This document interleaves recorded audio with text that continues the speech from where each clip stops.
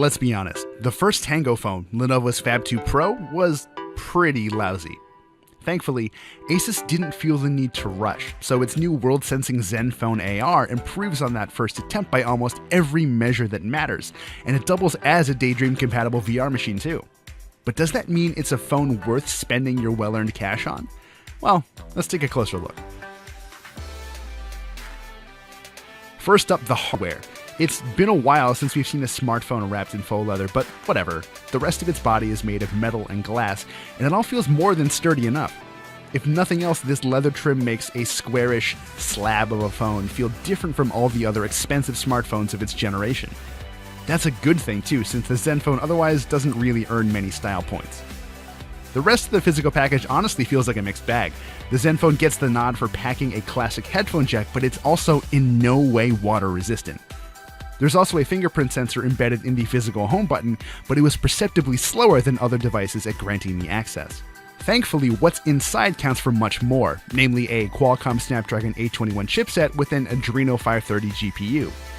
Yeah, we know, that sounds a little last year.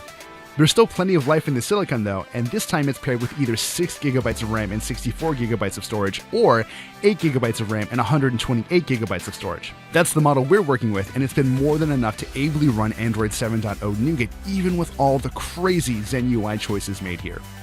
Fans of stock Android will want to run, not walk, away from this thing. There are myriad customization options, from support for themes and icon packs to tweaks for the way your launcher runs and much more. Some people will probably appreciate all these options and add-ons, but me, I would prefer a little more subtlety. Now, I didn't really see this one coming, but the ZenFone's 5.7-inch AMOLED screen is one of the best things about it. Viewing angles are great, everything is super crisp thanks to its 2K resolution, and ASUS has offered some of the most thorough screen calibration options I've ever seen on a phone. Not only can you swap the uber vibrant super color mode for a more conservative palette, you can also fiddle with the hue and saturation until you've got things just right. The ZenFone's single speaker is surprisingly good too. It produces sound that's plenty loud and meatier than you'd expect, but it does best for songs with strong mids and spoken stuff like podcasts. But of course, no tour of a Tango phone would be complete without a pit stop at the camera cluster.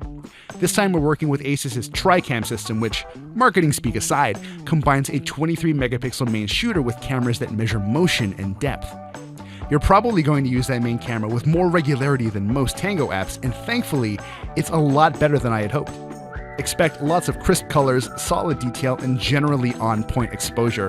And that also goes for when you're in low light too, thanks to the 4-axis optical image stabilization and multiple autofocus methods. ASUS might have gone a little overboard with the camera modes though.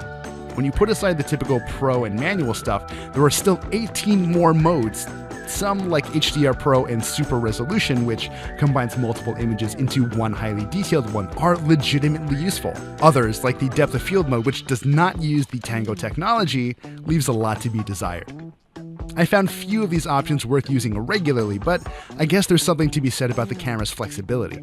Now, about that Tango stuff. Google sold us a vision of a future with devices that could sense where they were in space and what was around them.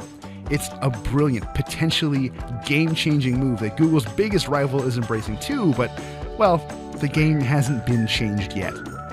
It's been a little less than a year since the first Tango phone launched, and the number of available apps hasn't grown that much. There are around 50 now compared to the 40-ish we could use in 2016. Some of Tango's functional issues haven't been solved either.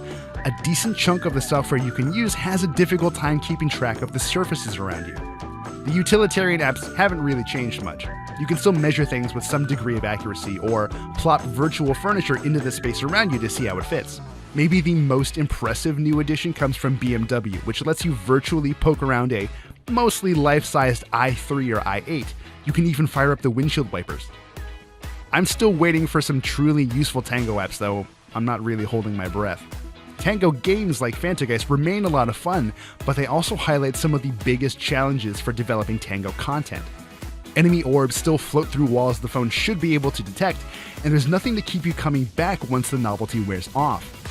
Unfortunately, the current crop of Tango apps lend themselves well to being used once or twice for kicks, and never again. At least those apps all run pretty well. Thanks to the ZenFone's additional horsepower, most of the performance hiccups I noticed with the Fab 2 Pro last year didn't pop up again. That's probably due just as much to developers fine-tuning things as it is to this improved hardware, but either way, augmenting reality is starting to feel as seamless as it should. Emphasis on starting to. The phone runs very well outside of AR mode too. Multitasking was a cinch even with lots of apps running thanks to the huge amount of RAM the ZenFone packs.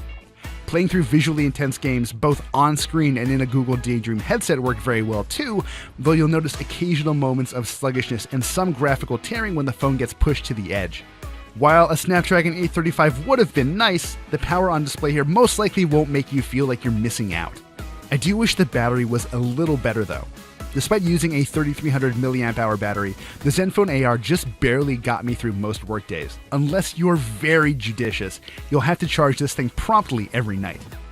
The Fab 2 Pro went down in history as the first Tango phone you could actually buy, but the ZenFone AR has nabbed itself a different prize. It's the first Tango phone that's actually worth using, as long as you don't mind the rest of its quirks. And there are, after all, a lot of them. Still, it's worth repeating that the ZenFone AR isn't for everyone. It's meant more for people who would rather peek at the potential of augmented reality than for those who would rather just have an all-around excellent smartphone.